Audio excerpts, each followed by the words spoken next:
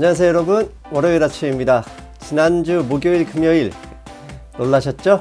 예, 한국이나 미국이나 정치인들이 문제입니다. 주식시장의 최대적 정치인 문제. 오늘은 미국의 부채 한도 문제 짚어봤습니다. 5월 미국 증시 부채 한도 협상, 미국 정부 디폴트 문제가 몰려올 것이다. 예, 한 3개월 전에 부채 한도 문제 큰 걱정할 필요 없다, 이런 내용으로 방송을 했었죠. 그런데 다시 3개월이 지난 4월 마지막 주 시점, 이제 부채 한도 문제, 이로 인해서 미국 정부의 디폴트 가능성에 대해서 긴급 점검하겠습니다. 지난 방송 먼저 3월 첫째 주 방송 기억하시죠? 겁먹지 말고 3월에는 주식 비중을 늘려라. 댓글 여러 가지 많았죠. 욕하는 사람들 제가 좀 많이 지웠지만 쌍욕을 하셨던 분들, 예, 굳이 결과를 말씀드리지 않겠습니다. 현재까지 시장이 어땠는지 여러분도 알고 저도 알고 있죠. 그리고 4월 둘째 주에 했던 방송, 승승장구했던 시장, 4월에는 긴장과 걱정을 대비해야 한다. 즉 4월 둘째 주 CPI 발표 이후에는 5월에 금리 인상에 대한 걱정, 그 대비가 필요하다, 이런 말씀을 드렸죠. 지난 두 번의 방송의 핵심 내용을 간단하게 정리를 하면 3월 달에는 SVB 사태든 뭐든 악재 신경 쓰지 말고 기회가 될 때마다, 하락할 때마다 매수하자, 이렇게 강하게 메시지를 던졌습니다. 이 발언은 이미 1월 달부터 계속 이어졌었죠. 3개월 내내 주식 사자 말씀을 했었는데 드디어 4월 둘째 주에는 5월 3일 금리 인상 문제, 이에 대한 대비가 필요하고, 그래서 월말로 갈수록 FOMC가 5월 3일이니 그때에 근접할수록 보수적인 투자 사사가 필요하다, 이런 말씀 드렸습니다. 그게 기점이 4월 둘째 주에 CPI 발표 이후다, 이런 얘기를 했었죠. 그런데 이제 5월달 방송, 5월 3일 FOMC 이후에는 미국의 금융시장, 증권시장에서는 부채 한도 문제가 본격화될 가능성이 높다, 이렇게 보고 있습니다. 결국은 미국의 민주당과 공화당이 합의를 하겠죠. 하기를 하겠지만 그냥 합의하진 않습니다. 명분이 필요하죠. 일촉즉발 서로의 명분과 신뢰를 확보하기 위해서 끝까지 싸울 가능성, 당연히 합의하기 직전에 증시의 변동성은 크게 높아질 가능성, 이거 주목해야 된다, 주목해야 한다, 이렇게 감히 말씀드립니다. 제가 느낌만으로 이런 주장하는 사람이 아니라는 거 여러분 잘 아십니다. 당연히 팩트부터 체크해야 되겠죠. 지금 보시는 그림, 미국의 3개월 만기 국채금리입니다. 3개월 만기 국채금리 지난 3월 초 5.06%, 5.1% 가까이 올랐다가 SVB 사태로 인해서 저렇게 밑으로 빠졌습니다. 그런데 슬금슬금 올라가더니 어느새 3개월 만기 미국 국채금리는 SVB 사태, 지역은행 사태 이전 고점을 넘어서 버렸습니다. 아하, 은행 문제, 아무 상황, 크게 걱정할 게 없으니까 채권금리 올라갔던 거 아닐까, 이렇게 생각하시는 분들 계실 것 같아서 2년 만기 채권금리도 찾아봤습니다. 미국의 2년 만기 채권 금리입니다. SVB 사태가 터지자마자 3개월 만기 국채금리처럼 고점에서 수직 급락했습니다. 그런데 2년 만기 채권금리는 아직 SVB 사태 이전의 고점을 회복하지 못하고 아직도 아래에 있습니다. SVB 사태 전에 5%를 넘었던 2년 만기 채권금리는 현재 4.17%, 기준금리가 5%잖아요. 5%임에도 불구하고 4.75%임에도 불구하고 2년 만기 채권금리는 오를 기미가 안 보입니다.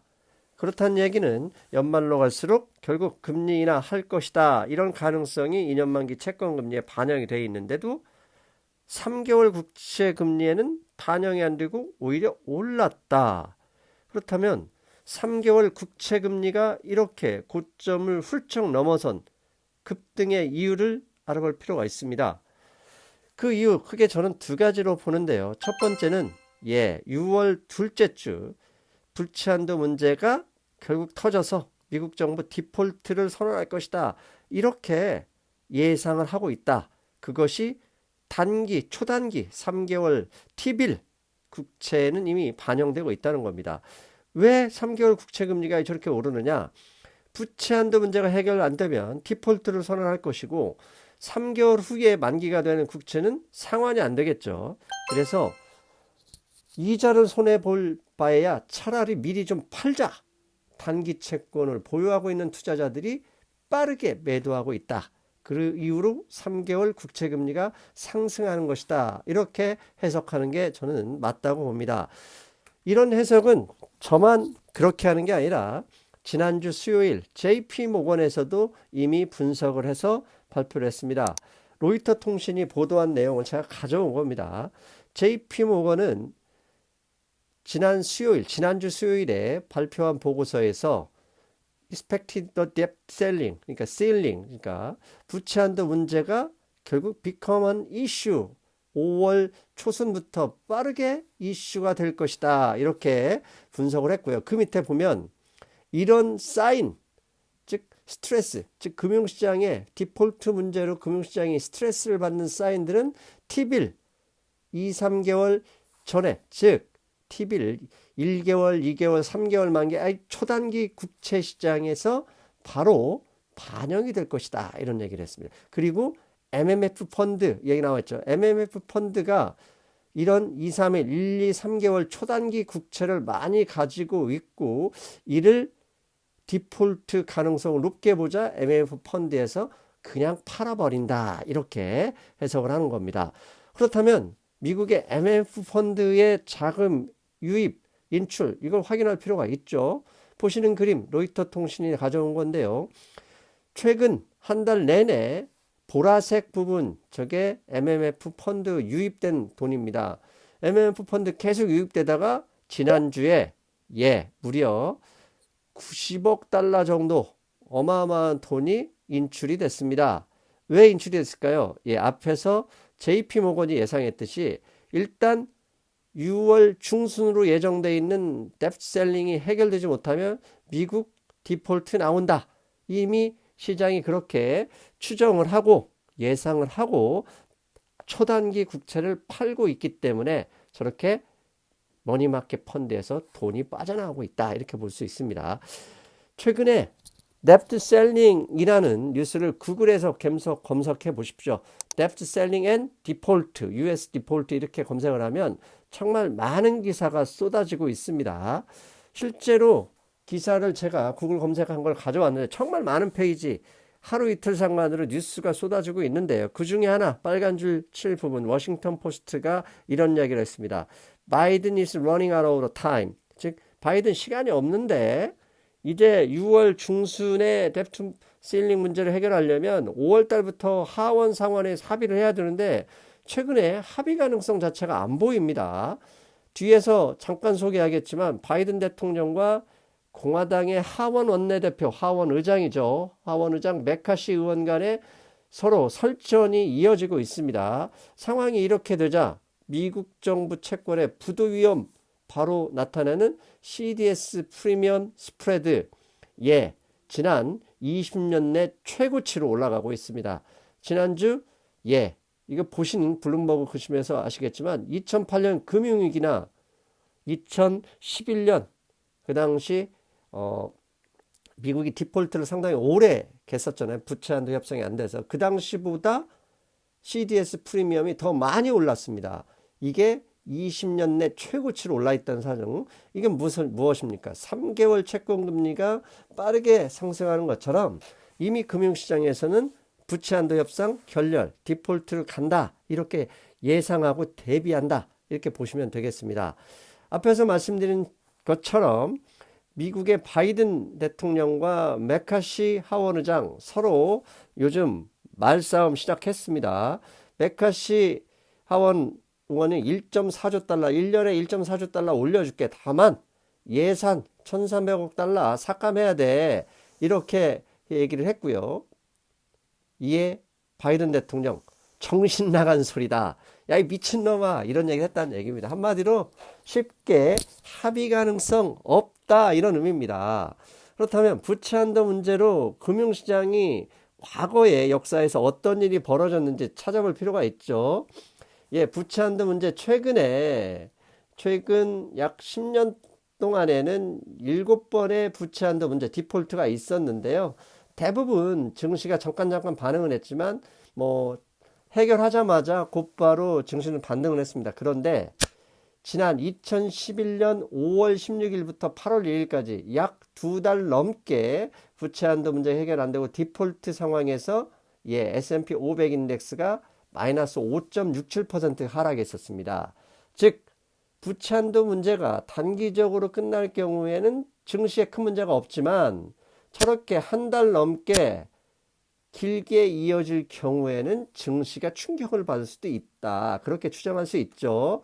최근에 언론 분위기, 그 다음에 CDS 프리미엄, 3개월 국채금리의 상승, 이 점만 보면 미국의 금융시장은 디폴트 문제 쉽게 해결되지는 않겠다. 시간을 좀 끌겠다. 이렇게 예상을 하고 있는 거죠. 그리고 2011년 5월 16일부터 8월 2일까지 부채 한도 문제 디폴트가 벌어졌을 때 증시 보시면 아시겠지만 버티다가 끝내 8월 달에 무너졌죠. 그리고 다시 올라갑니다.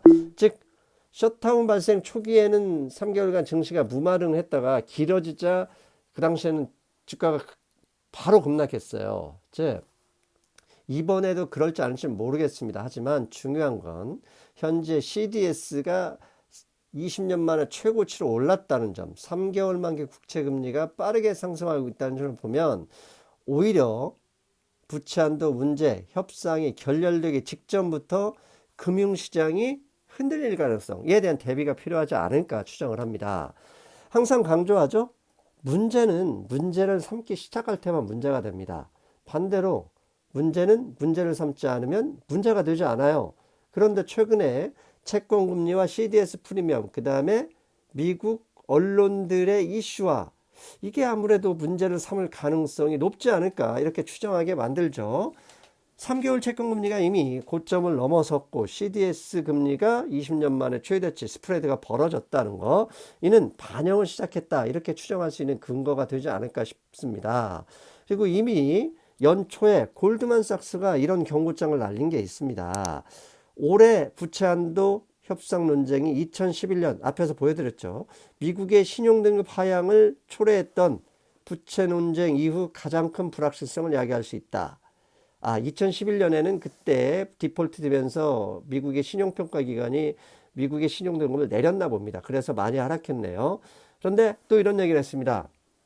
아슬아슬한 상황보다 거적 경고가 많았다면 이번에는 2023년에는 잠재적으로 재앙적 대결이 올 수도 있다 경고했습니다.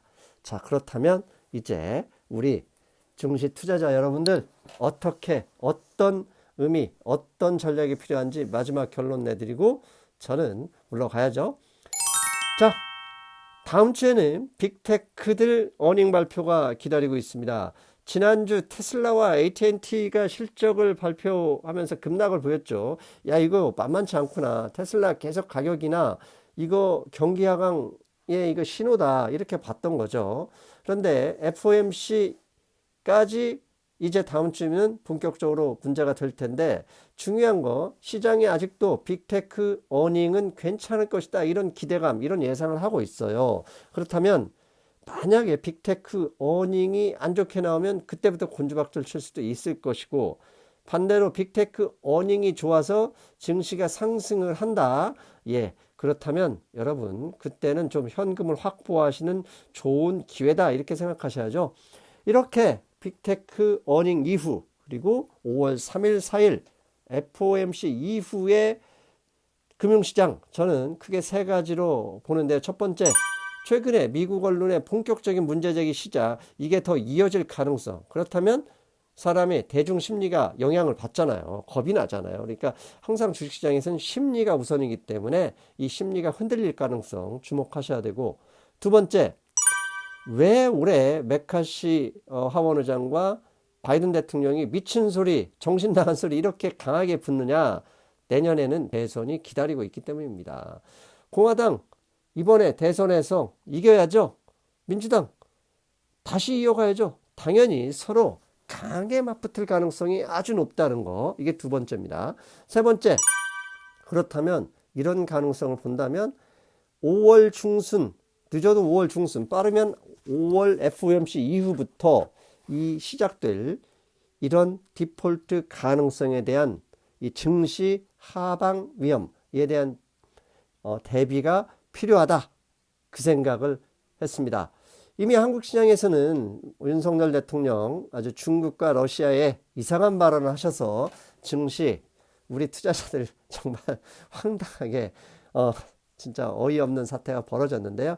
일단 그건 제끼더라도 이제 미국 증시에서도 이런 디폴트 가능성에 대한 대비가 필요하다. 5월달 특히 좀 더 조심하자. 이런 말씀 드리고 싶습니다. 드립니다. 예, 한 달 동안 거침없이 올랐죠. 이제 다음 주만 지나면 5월 3일 FOMC가 있습니다. 금리 인상 문제 이것이 지나면 결국은 5월부터는 부채 한도 문제, 미국의 디폴트 문제가 본격적으로 나올 가능성, 이 점 유의하셔야 되겠습니다. 여러분, 저는 내일 또 뵙겠습니다. 여러분 안녕.